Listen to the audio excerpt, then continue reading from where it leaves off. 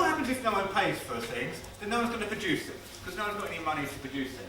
Or the happy amateur are the only people who produce things, and we end up in a YouTube situation, not like the YouTube we saw yesterday with that pizzazz print, which I showed everyone last night, which is funny, well made, and intelligent. It's going to be like, here's a picture of my cat falling off the sofa kind of YouTube things with little handicaps.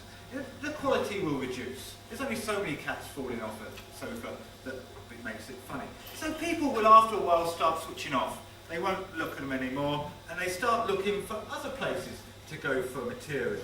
But there are no other places, because all the media companies have all gone bankrupt, because nobody's buying their stuff. The Times Online is an example of that.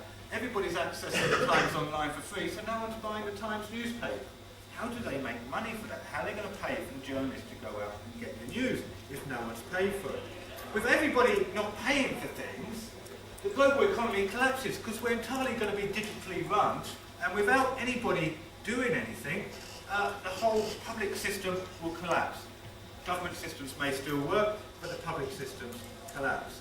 If you're a digitally dependent society, as we will rapidly become, it cannot function when we're not paying for any resources. So the loss of quality of free media can cause huge gaps of knowledge across the world, because it's who has access to this material. If you're in Africa, you're not going to have access to it. There won't be anyone to fix a problem. When your computer goes wrong, there won't be anyone there to fix it, because no one will get paid for it. So why should they do it?